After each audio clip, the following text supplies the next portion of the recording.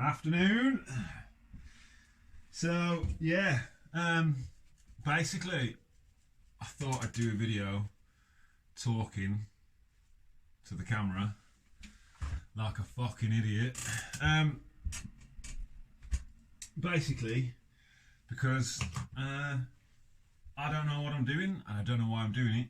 So I just thought, why the fuck not?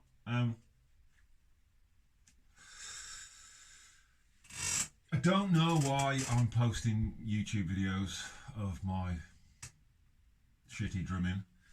I don't know what the point is. I don't know what the goal is. I don't know why I'm doing it. I don't know why anyone would watch it. So, to anyone who has, for any other reason other than to just laugh at me being a fool, then appreciated. Nice one. But yeah, so I play drums. I play drums in a few bands. I've played drums all my life. So I suppose in some way I'd be sat in this room drumming anyway. So part of what I'm doing is just videoing bits to put up, I suppose, for my own, for like posterity for myself. Like one day I might not be able to drum anymore. I might lose my leg or something. Who knows? But at this point, whilst I can learn songs and play songs and whatever, it's nice to pop them up. And then at the same time, like I play in, I don't know, 3 bands at the minute. Make a little bit of money from it, but not much. So in a way, like if by some miraculous twist of craziness, for some reason I started making some money through doing this stuff, even if it was a couple of pennies, that'd be lovely.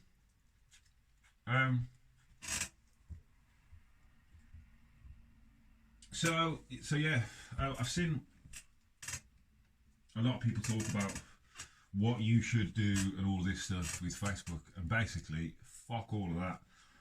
I've never done anything in my life the way I'm supposed to do it. I've never done anything in my life the way other people tell me to do it. So I know I shouldn't do this way.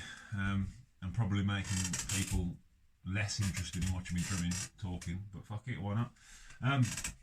But one of the things I thought is, like, as a drummer, someone who loves drums, I find it interesting hearing about drums and people's drum kits and their stories and whatever behind their drums. So I thought, in this video, introducing myself a little bit, I might as well talk about my drum kit a little bit as well.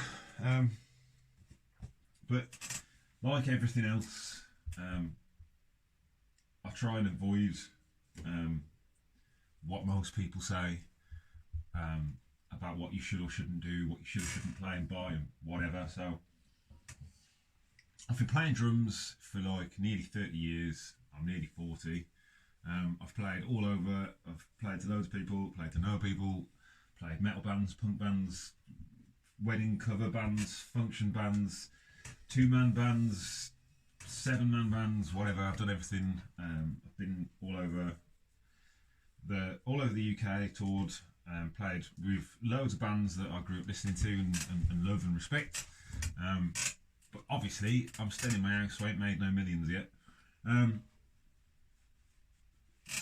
But yeah, so my drum kit is, I suppose, all my approach to drums is somewhat individual.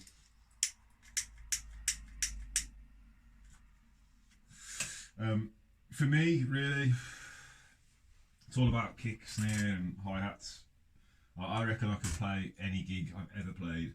I wouldn't even need the toms. Waste of time. I'm not someone who tries to go as fast as possible. I don't think. Like, I'm very impressed by people who can do like fucking machine gun drumming, but at the same time, it's not what I love about drumming. I love the groove. I love being able to make people move. I love being able to control like the movement in a room as the drummer. So for me, I grew up playing fucking pots and pans in the living room till my parents would let me have a little shitty second-hand drum kit. And then when I went to college to do music, I got a Yamaha Stage Custom, which I loved, like an entry-level kit. And then after a few years, I upgraded to this bad boy, which is a Yamaha 900 recording custom from like the 80s. So this drum kit is older than me, which is miraculous. I'm not the oldest thing in the room. So the kit that I bought off a guy local who was selling it with 10, 12, 14, 16, 18 toms and then 2 kicks. So dotted around the house, I've got other bits of drums. Like there's a tom up here, there's a tom down there, but I don't use that much stuff. So the kit was just a bargain at the time, but I really like it. It's a nice deep sounding, rich sounding kit.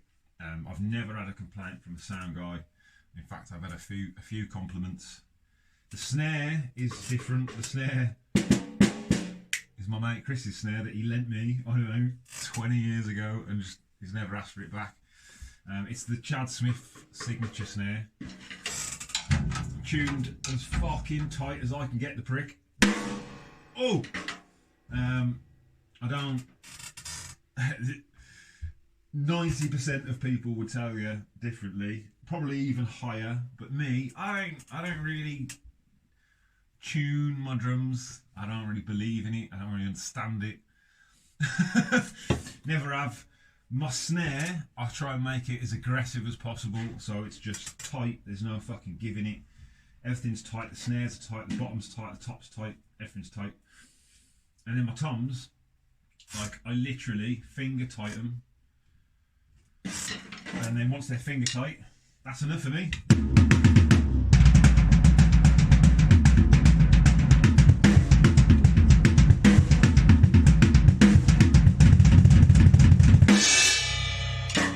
And my kick, literally the same thing. I tune it by getting it finger tight on all the lugs. Maybe nip it a tiny little bit more, and then that's it.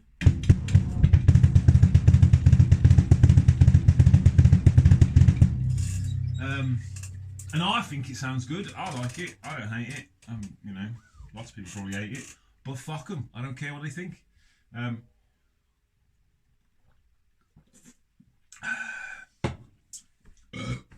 All the standard questions don't really apply to me. Like, what heads do you use?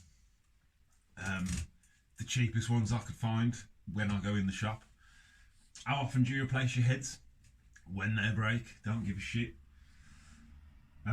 Cymbals, like back in the day when I was younger, I used to swear by Zildjian cymbals. I always used to buy Zildjian. Used to waste hundreds and hundreds of pounds buying cymbals.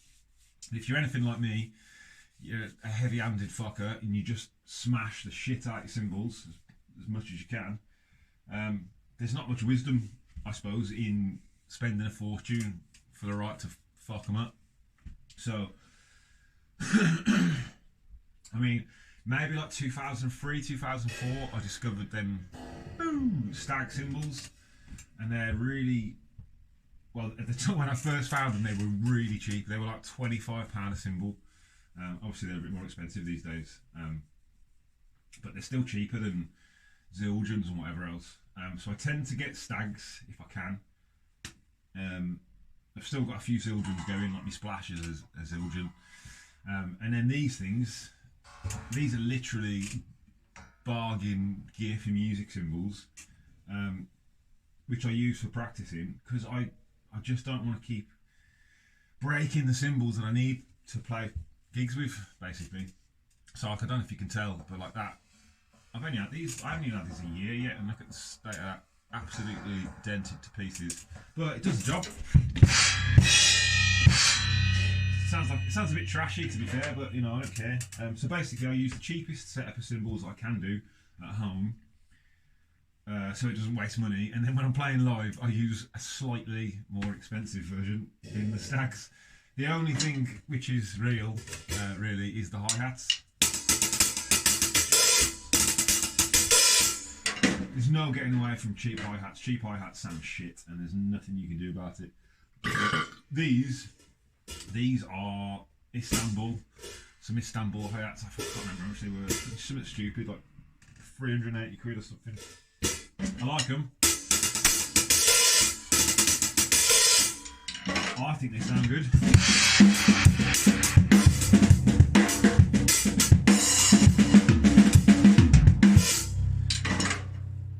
But even that, to be fair, is an Istanbul top and then some fucking shitty nondescript pearl bottom. Because I'm that much of a fucking skinflint. I use this one till it breaks, and then I'll use the bottom one with another shitty one. Drumming's expensive, and like half the people who tell you what gear you should get, or when you should buy stuff, or when you should replace stuff, or what, just try and make you waste money. Or they're just people who play in the bedroom all day. They don't ever have to replace anything. So for them, they just want the most expensive thing. But I think as a youngster, if you're not careful, you end up thinking, oh right, I have to have the most expensive gear, otherwise I can't play drums. And then you just price yourself out of it so quickly and easily. Especially kids, like little kids, the pressure that is put on parents to buy them expensive equipment when they don't even need it. Anyway, I'm rambling. But yeah, so other than that, I don't think there's anything to say.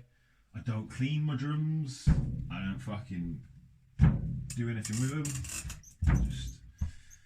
Just hit them. And I suppose the only other thing I haven't mentioned is hardware, in which, again, people would say, oh, you should have particular hardware.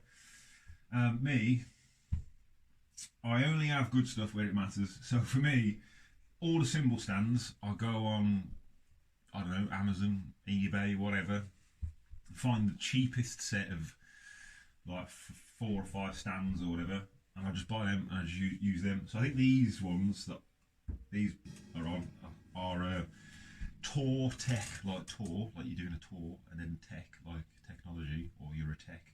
And I think they're like, I don't know, 20 quid each, £25 each or something.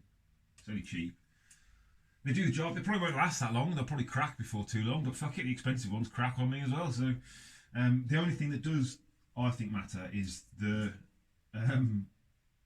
kick pedal, obviously, and then beyond that, your hi-hat stand.